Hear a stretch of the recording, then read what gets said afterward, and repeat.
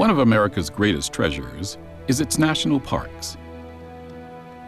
Millions of people from the U.S. and all over the world make the sacred journey to Yellowstone. The Great Smokies, the Everglades, the Grand Canyon, Yosemite, and many more. We had the privilege to see these extraordinary places on the planet. See them in a unique way. From the air.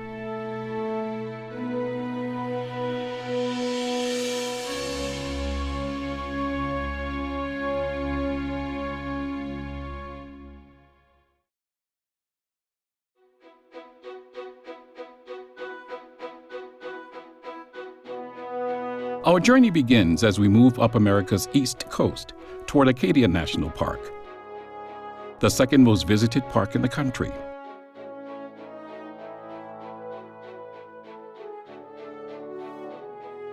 Today, Acadia National Park comprises 73 square miles along the coast of Maine.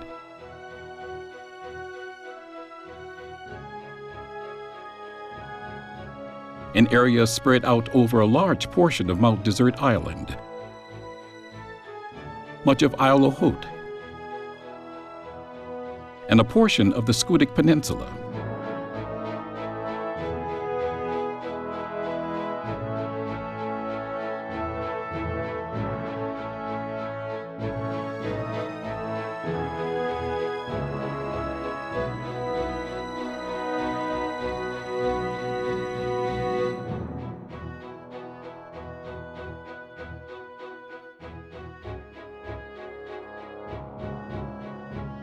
The park gained federal status in 1916 and the designation of a national park in 1929.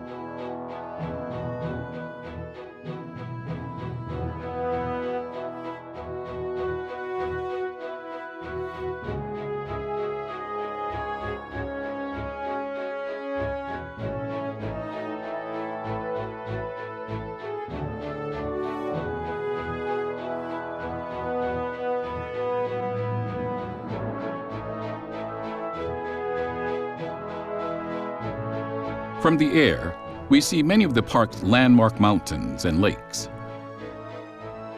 From right to left, Long Pond, Echo Lake, Somme Sound, Sargent Mountain,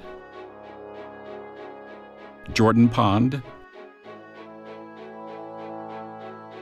Eagle Lake, and the signature landmark of the park is Cadillac Mountain.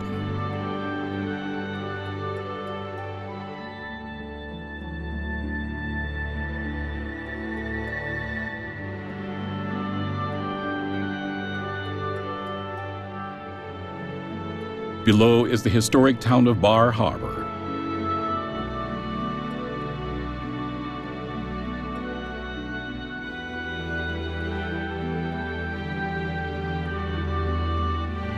The sandbar that leads to Bar Island.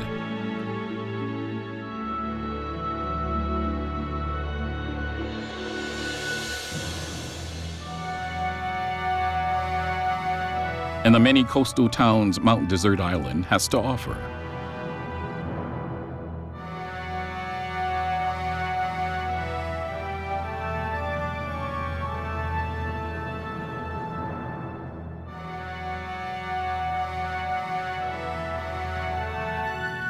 As the plane heads south, the rocky coastline of the island's rugged west coast and Acadia National Park's Loop Road come into view.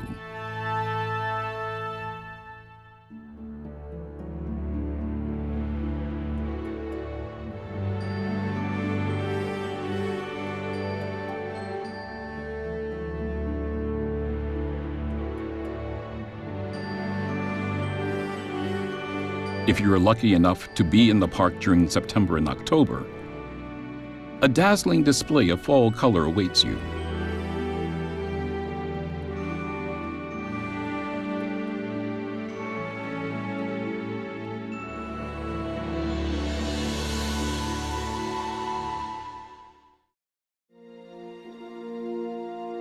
We leave Acadia National Park heading southwest. Along the way, we pass over the metropolises of New York, Philadelphia, and the nation's capital, Washington, D.C. Eventually crossing over the Appalachian Mountains, we begin our journey over the most visited park in the country, Great Smoky Mountains National Park. From Pigeon Forge, Tennessee, we board a helicopter.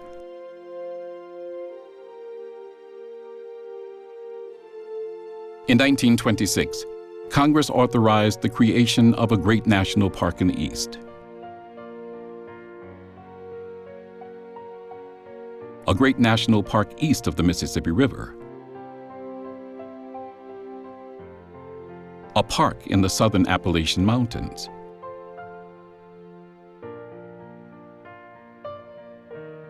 A park that would contain the largest wilderness area east of the Mississippi River.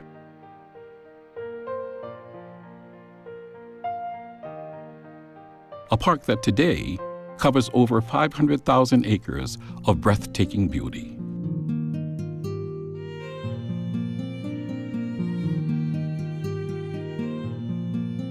The highest mountaintops in the Appalachians are contained in the Great Smokies. Below are the largest stands of old-growth forest in the eastern United States.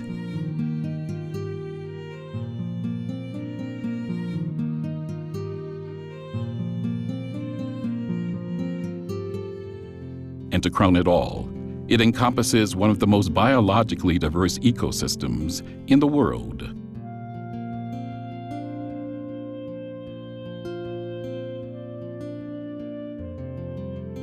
From the air, we can see the many primeval ridges and mountain peaks of the park.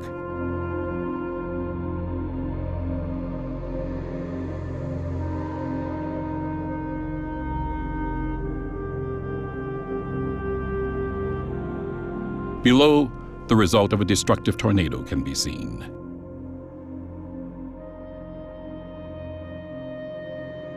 It is said of the section of the park called Cades Cove, seen here from the air. If it was a national park itself, it would be the third most visited park in the nation.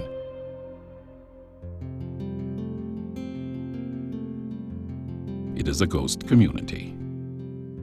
Now all that remains of Cades Cove is a handful of historic buildings along the 11-mile one-way loop road.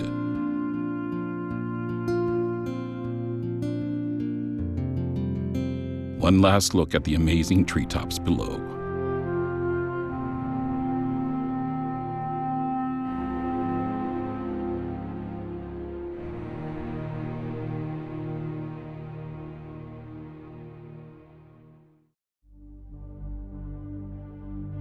We leave the Appalachians and fly across the southern forests and cities of Georgia,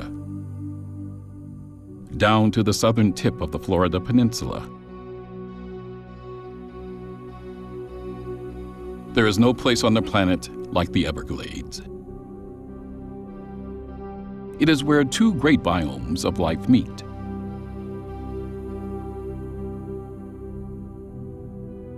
The tropical and the temperate mid-latitude ecosystems.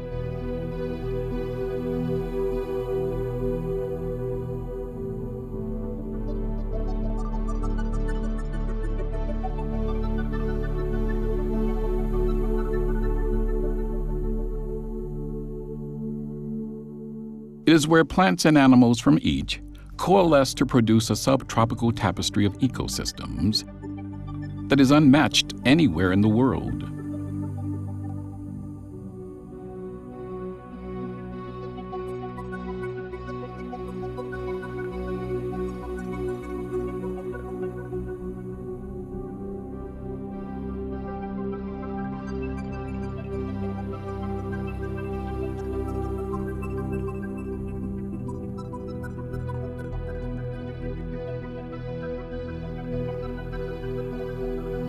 Today, the park encompasses 2,400 square miles.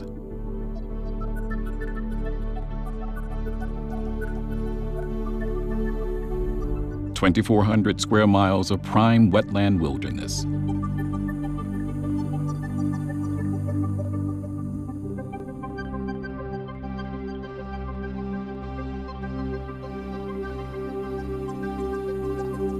From the air, the most spectacular area of the park is a region called the 10,000 Islands.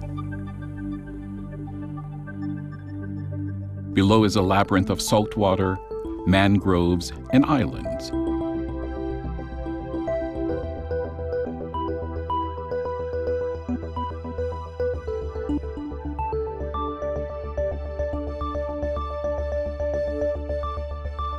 The Everglades River of Grass, the largest continuous stand of sawgrass in the world,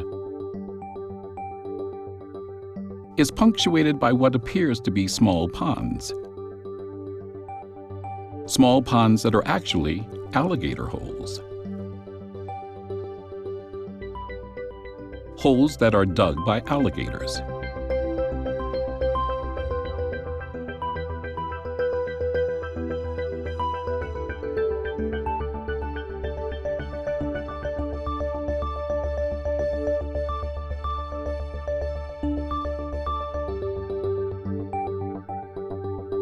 A storm on the horizon tells us it is time to turn back to the airport.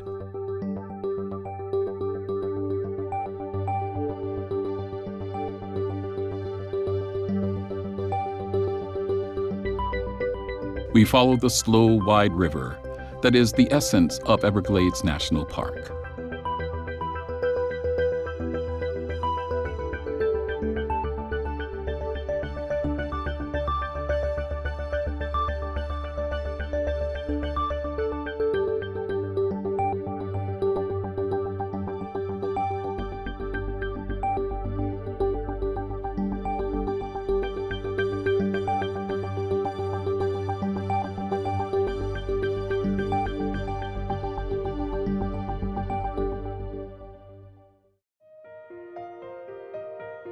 From the Everglades, we begin our journey northward across the continent.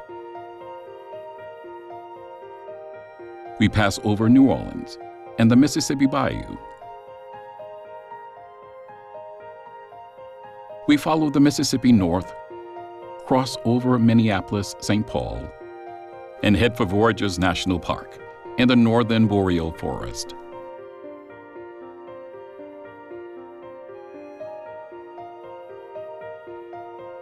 At Voyageurs, we board a new mode of air transportation, a seaplane. Voyageurs National Park is part of the nation's largest pristine wilderness area.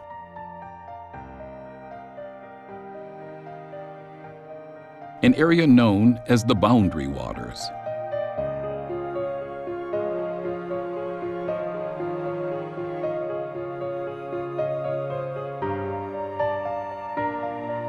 Below is a land of rock, fresh water,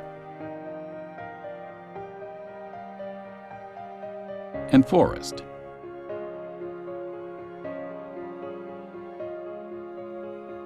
An elemental land where the natural world speaks to the soul of man.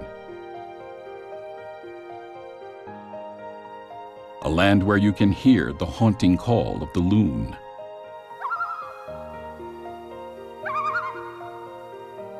What we are looking at is the heart,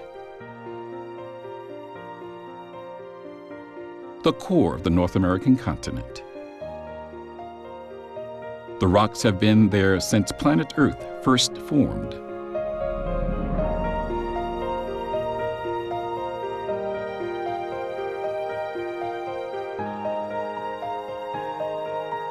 Voyageurs is a water park.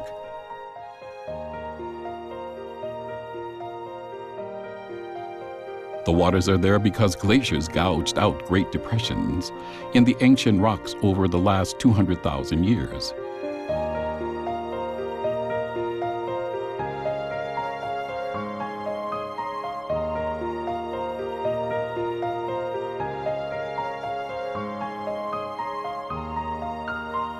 These depressions slowly flooded to create the spectacular boundary waters.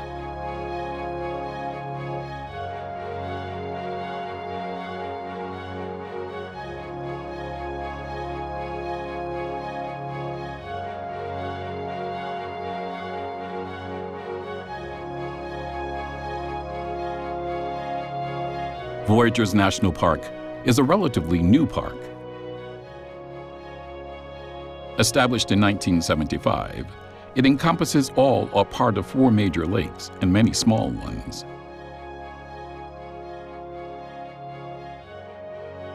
Most impressive is what is called the chain of lakes, a narrow valley of interconnected lakes right in the middle of the park.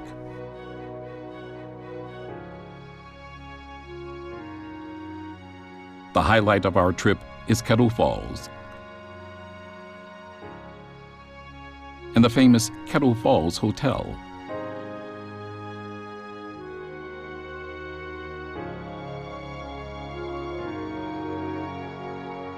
Our pilot takes us down for a water landing in Anderson Bay.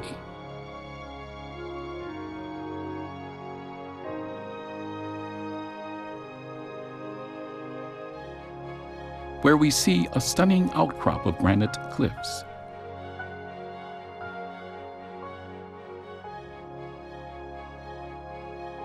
We take off and head back.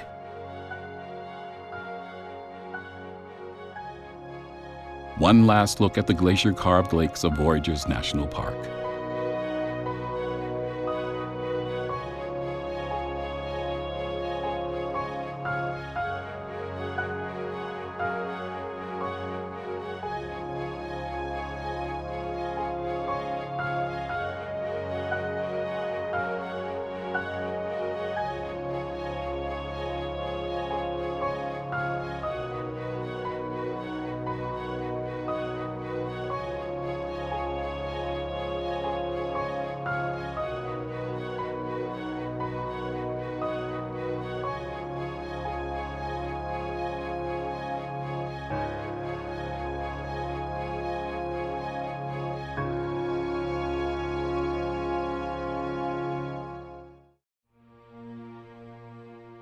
It is time to turn west over America's breadbasket, the Great Plains.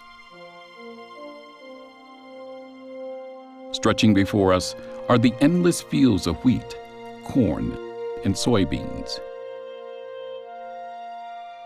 It's the heartland of the country.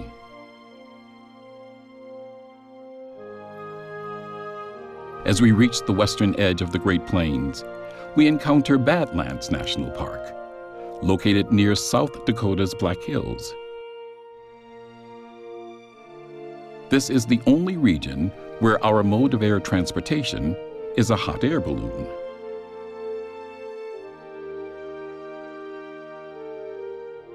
We find ourselves floating above barren, multi-hued crags.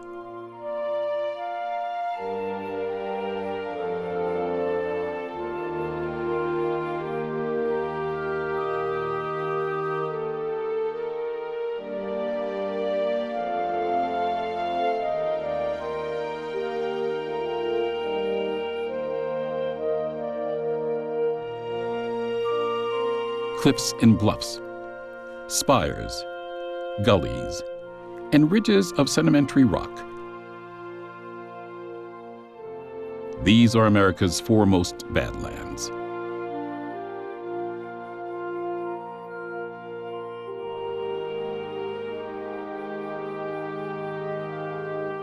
The Badlands of Badlands National Park.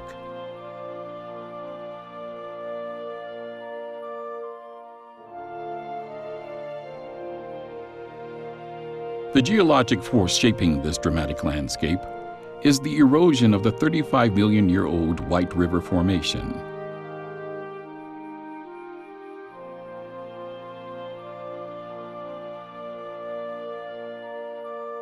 A formation filled with fossil mammal bones.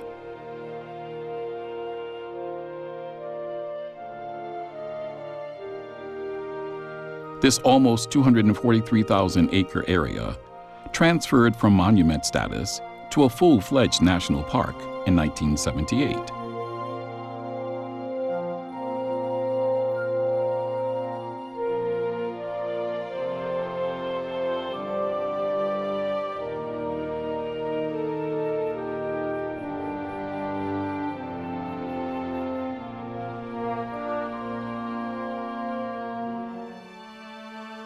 From the Badlands, we drift west to the Black Hills.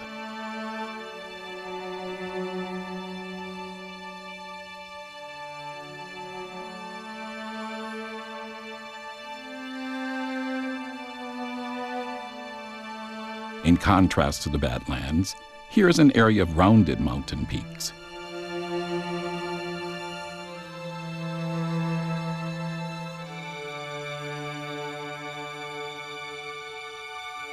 Heavily forested landscapes.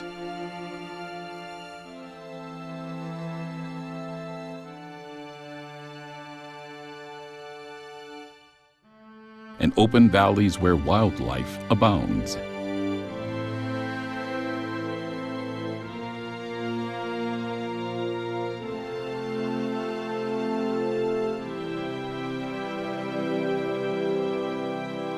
The Black Hills are rich in human history.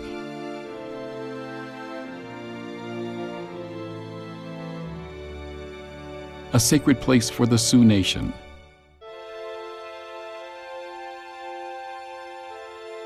A place where the drama of General Armstrong Custer played out.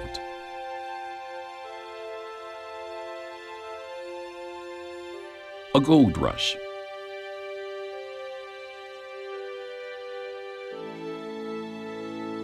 And the infamous town of Deadwood, where Wild Bill Hickok lost his life. The Black Hills is also home to America's greatest iconic sculptures.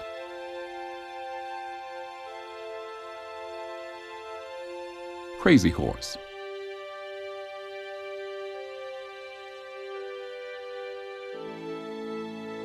and Mount Rushmore.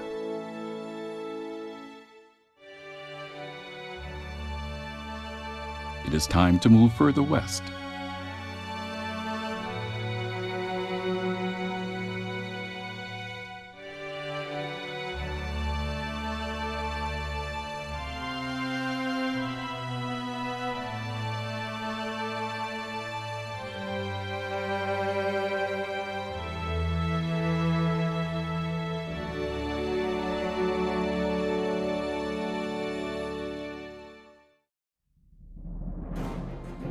The Black Hills are an outlier of a much larger mountain range. The Rocky Mountain chain is America's premier mountain range.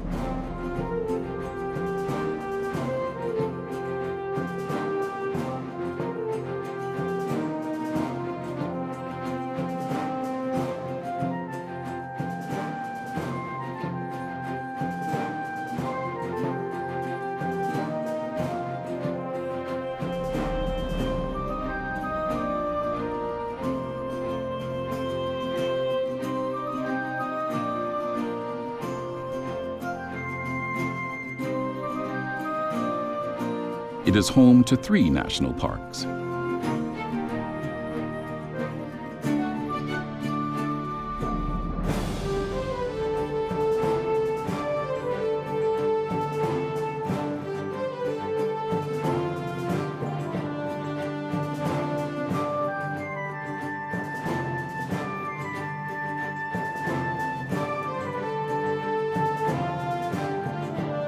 On the southern edge of the range is Rocky Mountain National Park.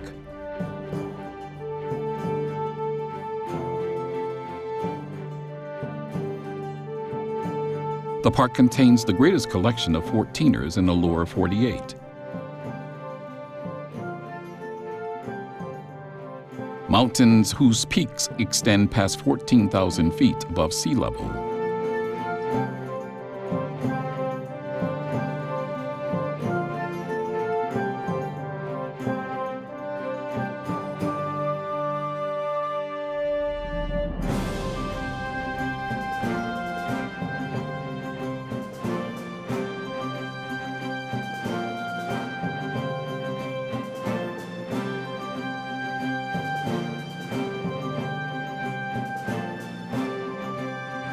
Established in 1915, 1/4 of the park is above tree line, and the Continental Divide cuts through its heart.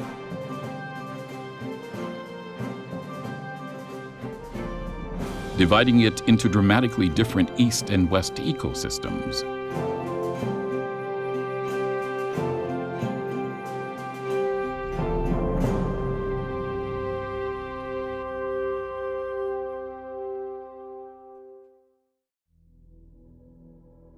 We continue our journey to the next park located in the Rocky Mountains, Grand Teton National Park.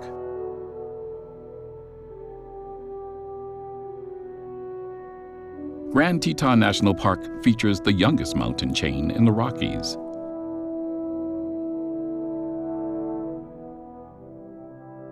And the most dramatic.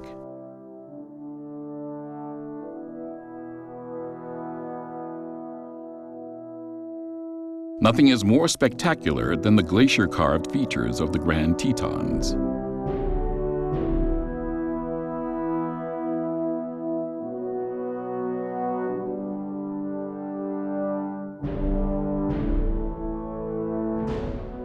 The plane departs from Jackson Hole, Wyoming.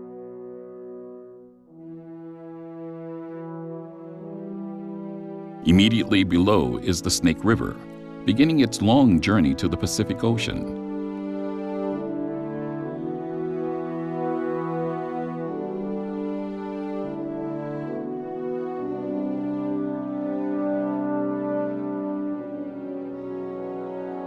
Between the river and the Teton Mountain Range are numerous post-glacial features: moraines, kettle lakes,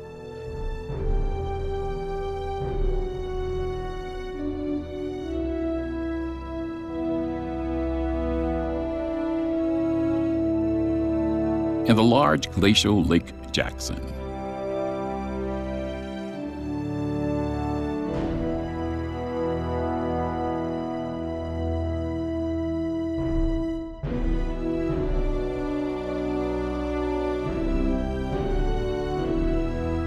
Like many other units in the national park system, the Grand Tetons held monument status until becoming a full-fledged park in 1950. There is nothing more impressive than circling America's greatest Matterhorns by air.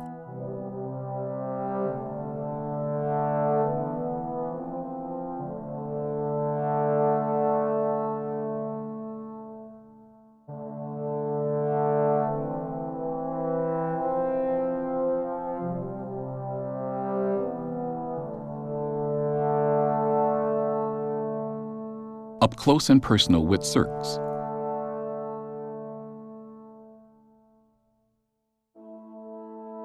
Ice fields.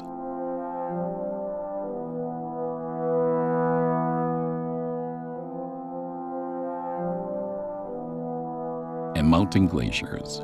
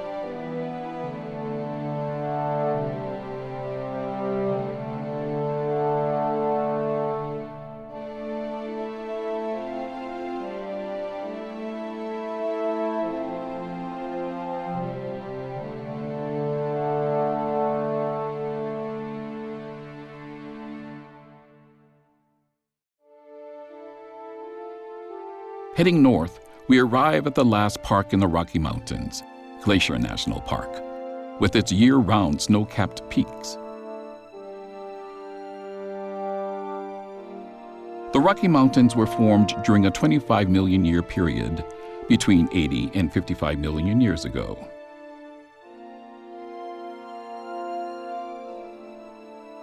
An oceanic plate slipped under the North American plate at a shallow angle. As a result, the dramatically high and broad Rocky Mountain Range was formed further inland than any of the other great mountain ranges on the planet.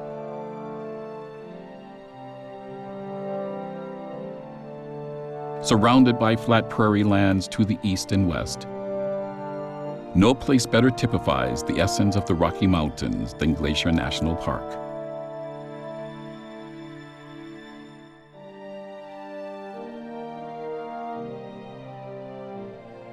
From the air, we can see that Glacier is all about the sheer massiveness of this section of the Rockies.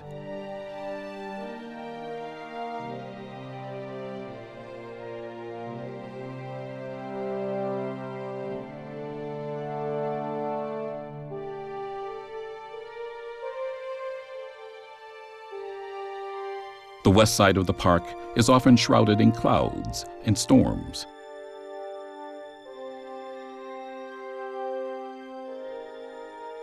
Storms that provide water for the temperate rainforest below.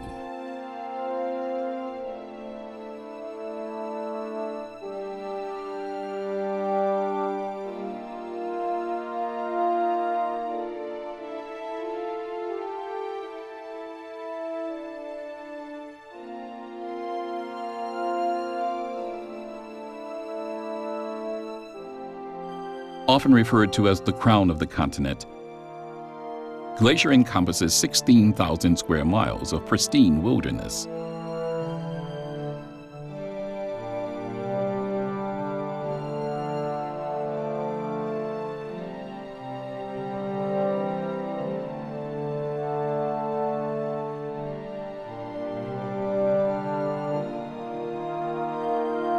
Mountain peaks punctuated by valleys, or as they are called locally, parks.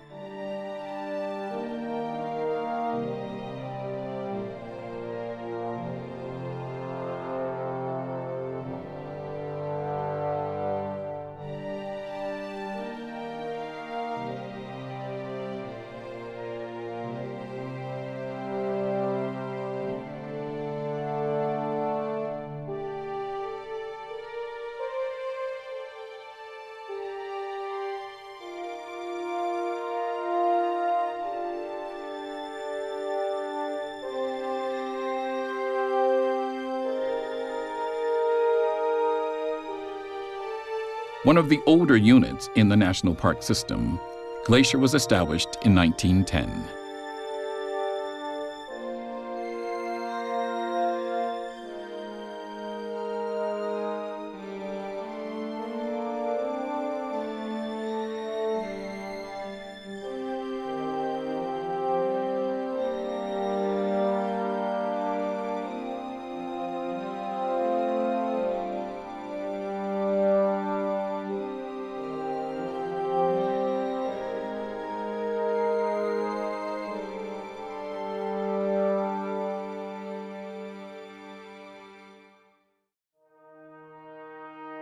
Our journey continues west to the stunning Cascade mountain range, an area punctuated by spectacular volcanoes. We pass by the largest of these, Mount Rainier, home to Mount Rainier National Park. Set aside in 1899 as a park, Mount Rainier itself rises up to 14,410 feet above sea level. Snow-capped year-round, it is a small park containing only 368 square miles. Nevertheless, it is visited by approximately 2 million visitors each year. Traveling south, we can look back and see the greater chain of volcanoes, Mount Hood, Mount St. Helens, and Mount Rainier in the far distance. The Cascades eventually meet up with the Sierras, which contain our next destination.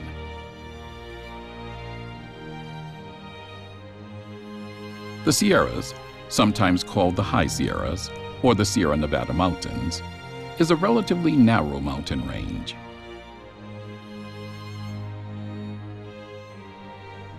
It is the source for much of the water for the San Francisco and Los Angeles urban complexes.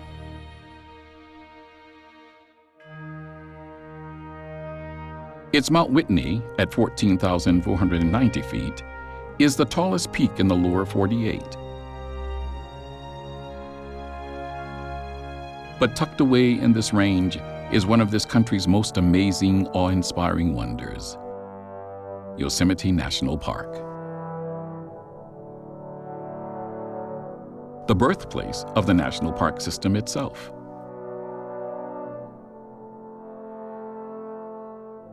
From the airport, we travel over the dry foothills of the Western Sierras, the place of the famous California gold rush.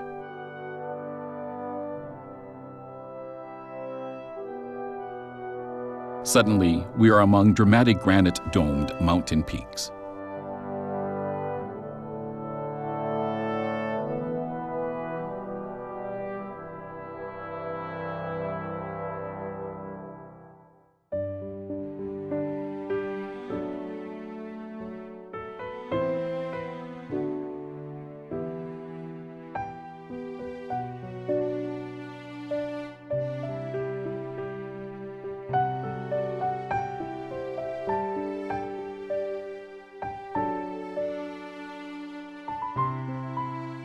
Glacier-carved valleys everywhere.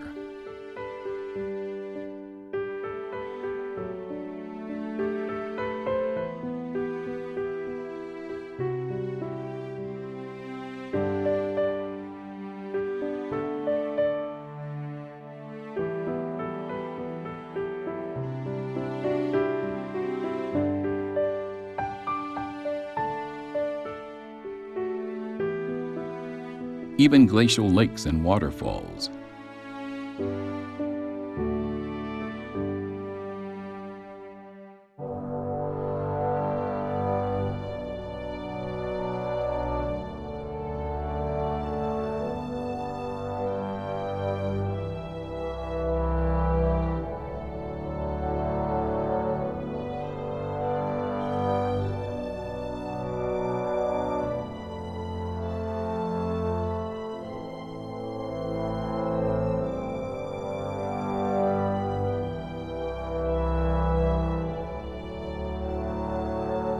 It is pure eye candy.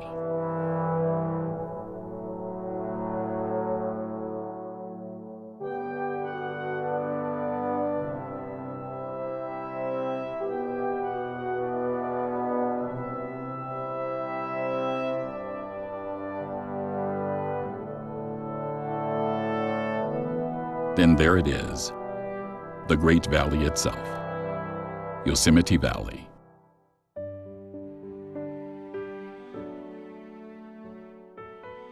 Abraham Lincoln himself set aside this park during the Civil War in 1864.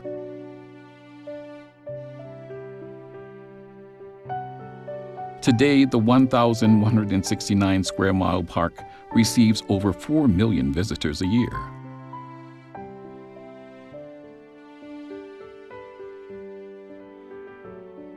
El Capitan, one of the two great Yosemite monoliths. With its two faces separated by its feature, dubbed the nose, lies out before us.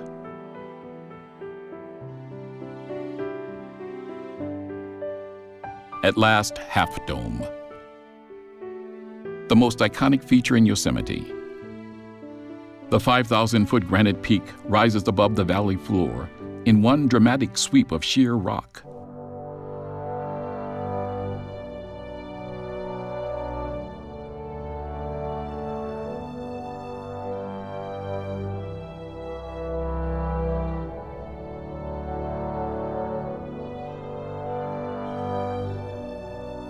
The climb to the top is a goal for many people from all walks of life.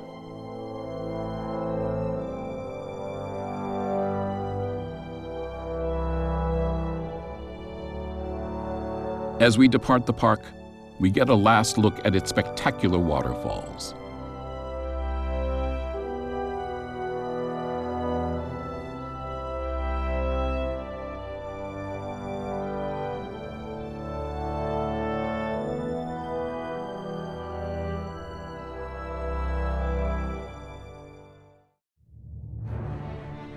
Further south, there is another park just off the edge of the Sierra Mountains, the largest national park in the lower 48, Death Valley.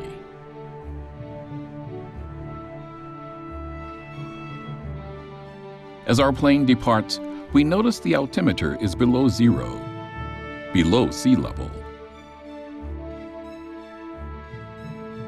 No park from the air is more otherworldly than Death Valley National Park.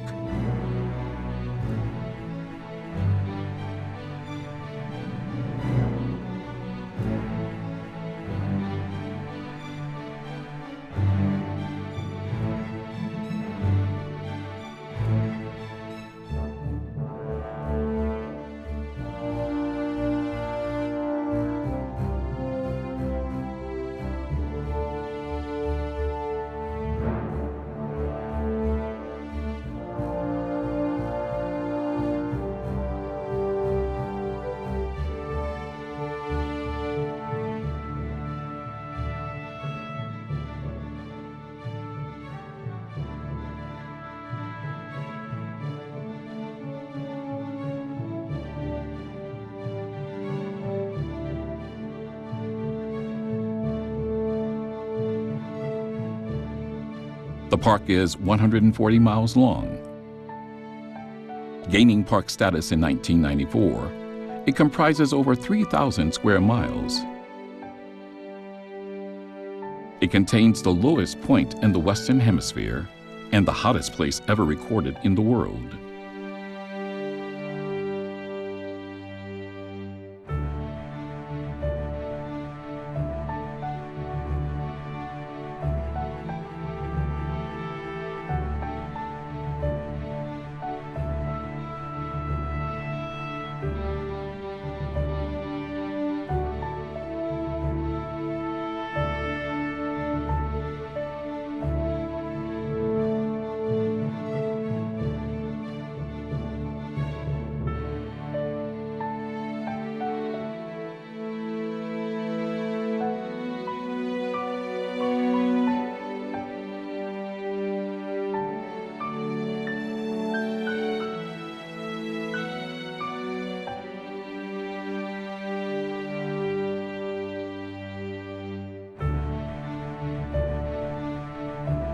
As we travel north, we see towering bare rock mountain ranges on both sides.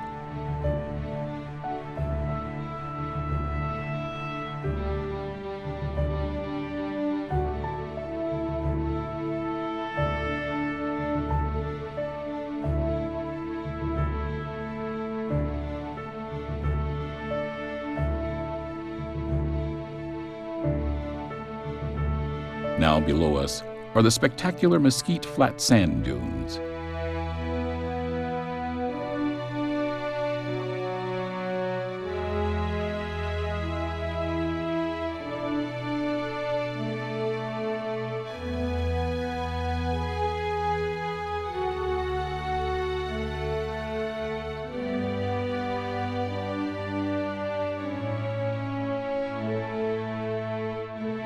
Perhaps the most stunning sights from the air are two relatively recent volcanic craters. The enormous Ubehebe crater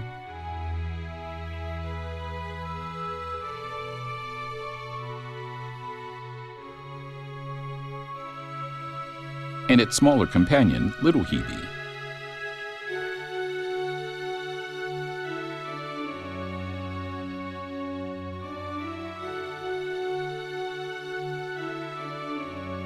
Unlike much of the Mojave Desert, the east side of Death Valley's floor is an artist's palette of color. Color derived from its many badlands.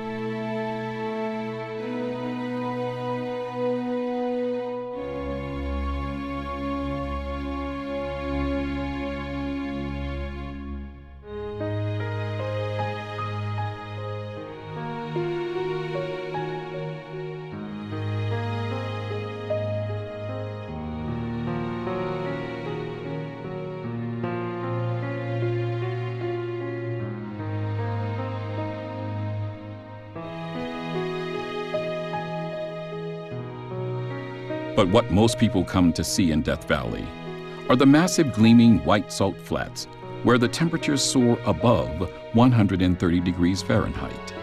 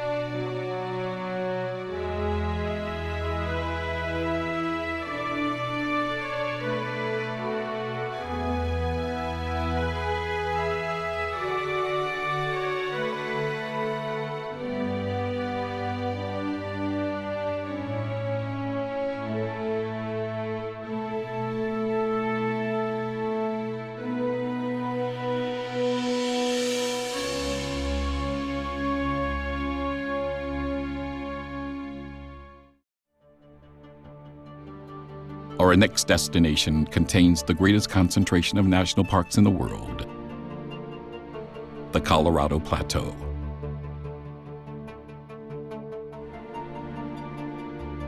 This 130,000 square mile isolated block of red sediment, east of Death Valley National Park, takes up part of the states of Utah, Colorado, New Mexico, and Arizona. The park-worthy features of the plateau were shaped by the Colorado River and its many tributaries.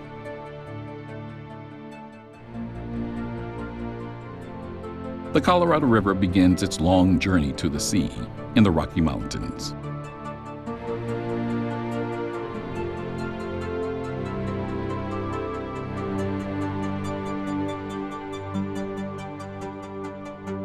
It enters the Colorado Plateau in western Colorado.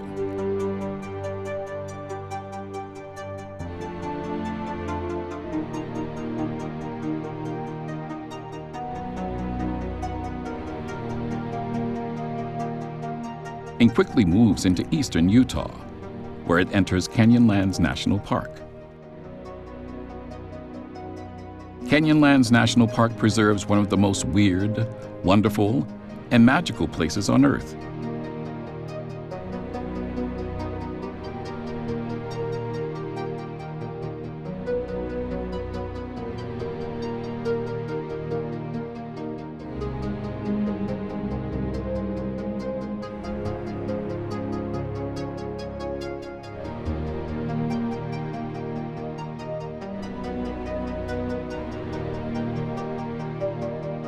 Off to the southeast is Monument Valley, a place of spectacular buttes held in trust by the Navajo Nation.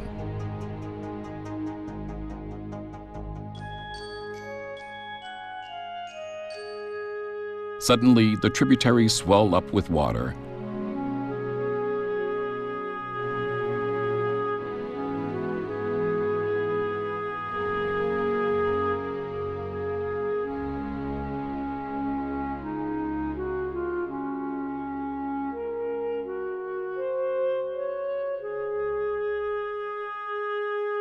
And we are over Lake Powell.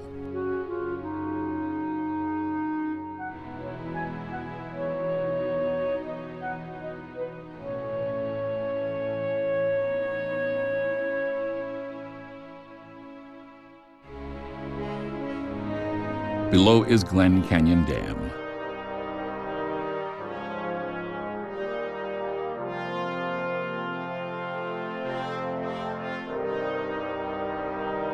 Further downriver, we encounter another man-made lake on the far southwestern edge of the plateau.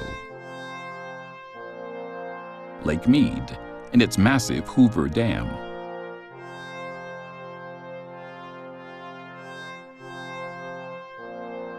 From Lake Mead, we circle around the Colorado Plateau in a clockwise fashion.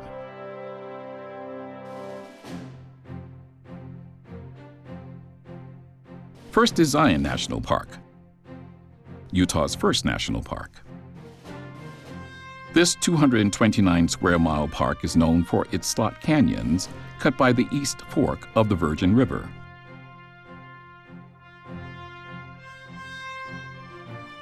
Horseshoe-shaped amphitheaters cut into the eastern edge of the Paunsaugunt Plateau are rimmed by the multicolored orange, yellow, and white hoodoos of Bryce Canyon National Park, established in 1928. These colorful features are the product of freezing and thawing rather than water erosion.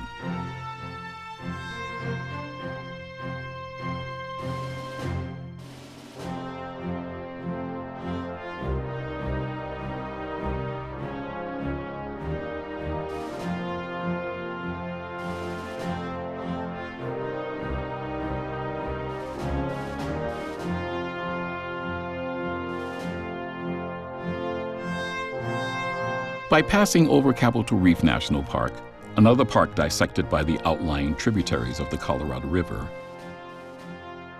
we have come full circle.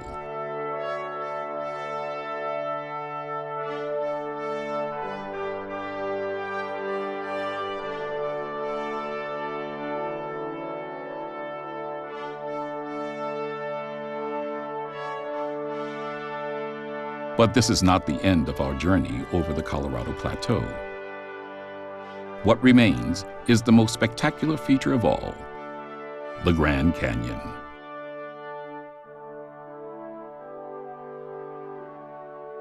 Established in 1919, Grand Canyon National Park is the 15th oldest park in the system. The park's central feature is the Grand Canyon itself, a gorge of the Colorado River. A gorge which is considered one of the 7 natural wonders of the world. The park covers 1,900 square miles and is 227 miles long.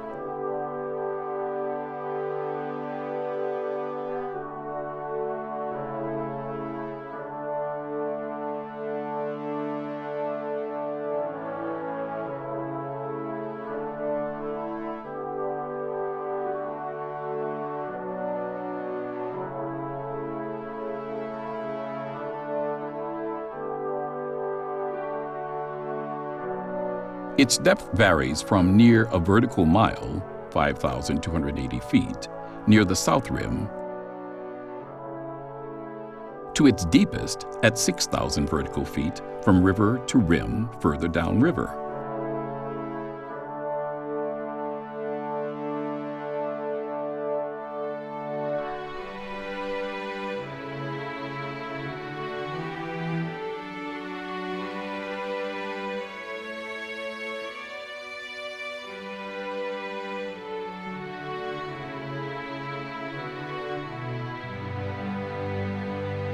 The width of the canyon varies from 10 to over 18 miles.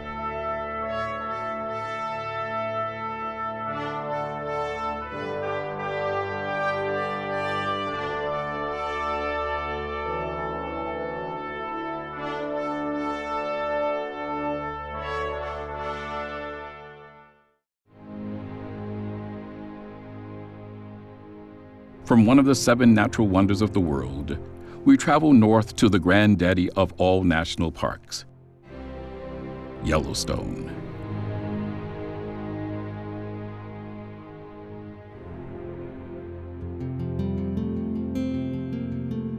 Approaching Yellowstone from the south, the land rises dramatically into Yellowstone's youngest lava flow. The 70,000-year-old Pitchstone Plateau. The Pitchstone Plateau is one of 9 named plateaus in Yellowstone National Park. These plateaus make up the Greater Yellowstone Plateau. Even in the summer, the Pitchstone remains covered in snow. Snows that average over 50 feet per year. Below the snow is a vast area of unwooded lava, resembling, as more than one writer has described it, a moonscape. Contained within the Pitchstone Plateau are 2 of Yellowstone's treasures, Lewis Lake and Shoshone Lake, the second largest lake in the park, and a lake that can only be reached by backpacking or canoe. Traveling further north is the 200,000-acre wilderness area known as Yellowstone Central Plateau. Surrounded by the park's Lower Loop Road system, the Central Plateau Wilderness consists of a vast lodgepole pine forest.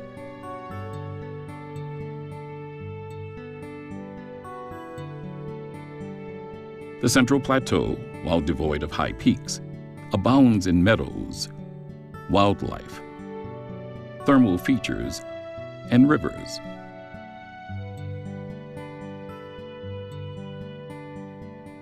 Next, we encounter the Grand Canyon of the Yellowstone, a canyon that is a primary geologic feature of the park.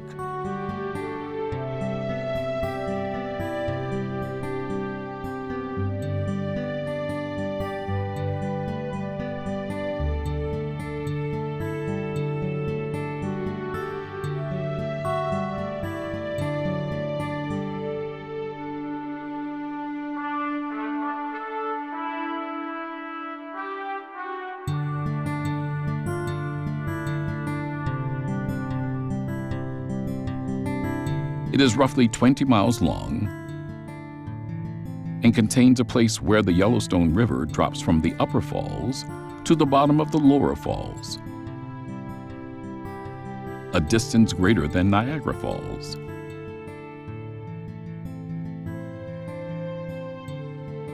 However, the reason the park was set aside in 1872 was because of its magnificent thermal features, its geysers and hot springs. From the air, the hot springs appear as shimmering blue pools of water surrounded by light-colored barren landscapes called thermal basins.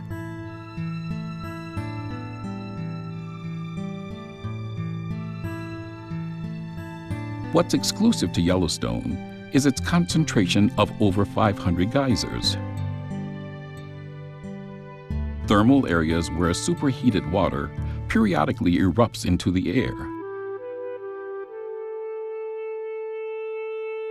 The most famous is, of course, Old Faithful.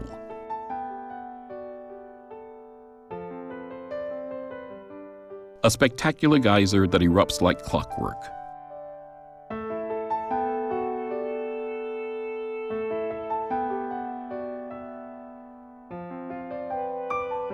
The highlight of any aerial trip is a thermal feature that can only be truly appreciated from the air.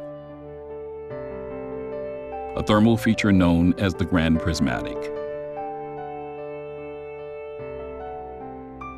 The Grand Prismatic is the largest hot spring in the United States. The deep blue spring extends over an area approximately 250 by 300 feet and is 160 feet deep. The Grand Prismatic, if not the most unearthly, beautiful sight on the planet, has to be in the top 5. It is a sight worth savoring and remembering for a lifetime.